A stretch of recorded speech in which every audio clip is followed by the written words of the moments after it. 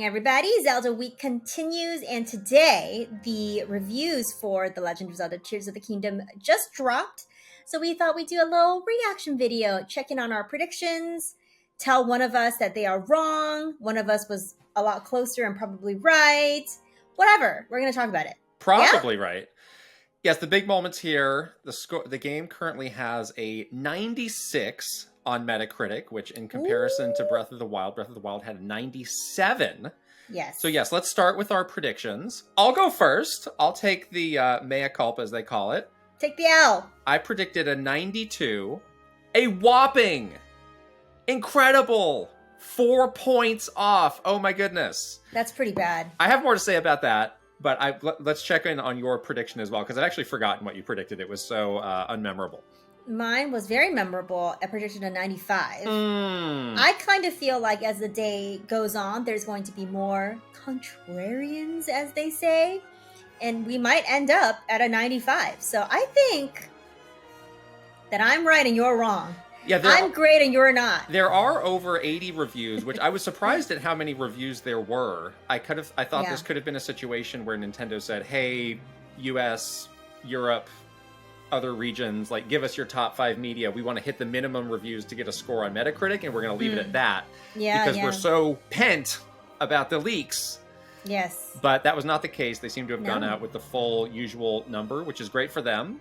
At 90, I mean, with that many reviews, the score is not going to move that much in either direction. It's pretty locked into being super high. But yeah, I agree with once the game is out and a couple more people start reviewing it, I do think we'll see those contrarians pop up, and it may go down like a point, but probably not more than that. A point to 95, which means I'm right. That's what it's going to do. And what does that get you? Nothing. You wanted, I offered a financial bet, which you declined because you were not confident in your prediction. You were so confident yesterday, which was hilarious. And you did. You were like, I will bet you money. But I would have lost that bet because the bet was that it was going to score higher than Breath of the Wild, which it did not. So you would have actually won that bet. We talked about a lot how that game just truly like broke the conventions and was this complete surprise, and how difficult that is to recapture again.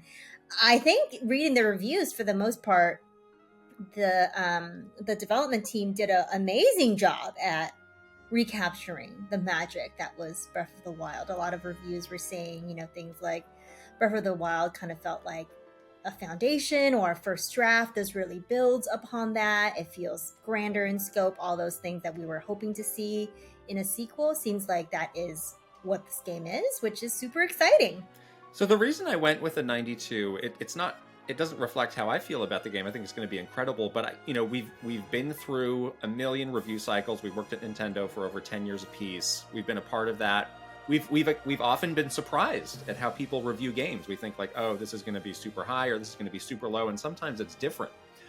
What's interesting in this case is some of the reasons that I thought the game would get a 92 were actually written right into many of the reviews that gave the game a 10. There's about 50 reviews that gave the game a perfect 10, which is a crazy, massive number. So, a lot of them acknowledge that the game doesn't feel like a revolutionary step above Breath of the Wild. I really liked one review said, I think this was Washington Post, it said it doesn't reinvent Zelda, but it perfects Zelda. I thought that was a really great way to put it. Another thing that we saw in the previews when people got to play it a few weeks ago was that Ultra Hand is this big new mechanic in the game, but it's a bit tricky to get a hold of. I thought, well, okay, well, if this ends up being a little bit clunky, that could hold back the overall experience. So that was reflected in my 92. We've seen people harp on the technical limitations of the Switch again and again, more and more than ever. This game seems to run really well. Like most people say, it runs at least as well as Breath of the Wild, which is amazing given how much bigger this game is. But I thought that might seep into some of these scores, people who are really hung up on the technical stuff. So all of that was actually mentioned in the reviews, but the totality of the experience was so great that people just went ahead and gave it a 10, which is amazing. Yeah, I think that's really interesting that a lot of those reasons does not, well, at least for the people that play the game and review the game, a lot of those reasons that could become hangups or could sort of sour your experience on a game didn't. So that just speaks to some of those like unquantifiable elements of a Zelda game. That we talked about that a little bit in the latest episode of our podcast. Like Zelda, for some reason, does a really good job of just like, for a lack of a better term, like capturing the vibe. There's something very special about this game and sort of that feeling that you get when you play a new Zelda game that really can, that like magic, that sort of indescribable magic can really, you know, allow you to see past some of those things that you know, could be annoying or could not be the best experience. I am struggling to think of another game that kind of does that, you know? Like, I don't know of another game where people sort of look past these things that they're usually very critical about. And because the totality of the game experience and sort of the vibe of the game is so good, you sort of just give it a 10. Like, that's a really amazing phenomenon that I think really only exists for like Zelda games, which is kind of interesting to look at. Speaking of the potential lows, so there were a couple. I scrolled all the way down to the bottom of Metacritic just to see. I like to see who gives the lowest scores. That's so contrarians. Eurogamer gave it an 8, which is, you know, usually a fine score, but in this case, significantly lower. They did seem a bit more worn down by some of those issues that I mentioned. And then the lowest score is a 6 from an outlet called Gfinity. I've honestly never heard of Gfinity, so I don't know what their deal is.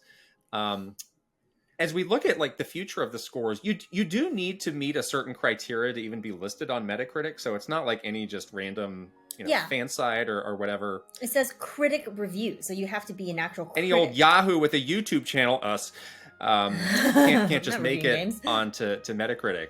So again, I think that score is going to hold. Something else that really stuck out to me as I was reading through all these reviews was the embargo did not feel overly limiting as far as what people could talk about. Mm-hmm. Like there were some new details that were coming out in a bit more level of granularity. Like, how does the game begin? That's an important story detail that Nintendo could have said, no, I don't want you to talk about this. Yeah. But it's great that they were more open with that. We've seen so many embargoes working at Nintendo that are just like pages and pages and impossible to follow for no real reason. Exactly. And so, it really actually leads to the embargoes being broken and people being upset. And we've had some real like just annoying moments with very complex embargoes that really does no good for either side. So really glad to see that was not the case here for a game that I think the development team is very spoiler adverse. Good to see that there's a little bit of freedom for people to, you know, fully experience the game and write a real review about their experience and not be limited by some of these really minute things. So that's great to see. Right. The other thing that stood out to me that I saw a lot of people mentioning, which makes me very happy for you as the story lover of Zelda games, is people say the story really stands out in this game and is significantly more and better than what was in Breath of the Wild. And I think it was GameSpot's review said it was their favorite thing in the whole game, is what the reviewers said.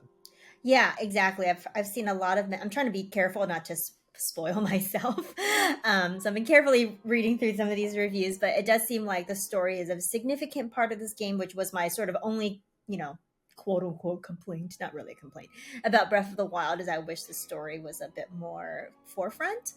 Sounds like that's the case here. There's a really solid main story. And I saw that there are a lot of side quests and side stories that sort of feed into the main story. I liked Breath of the Wild, where the side quests felt very like, you know, contained and sort of one-off.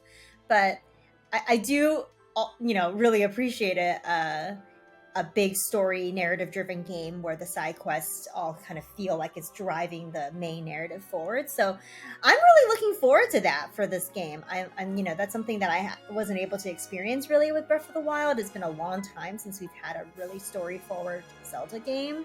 So yeah, really looking forward to finally being able to, you know, experience all of that.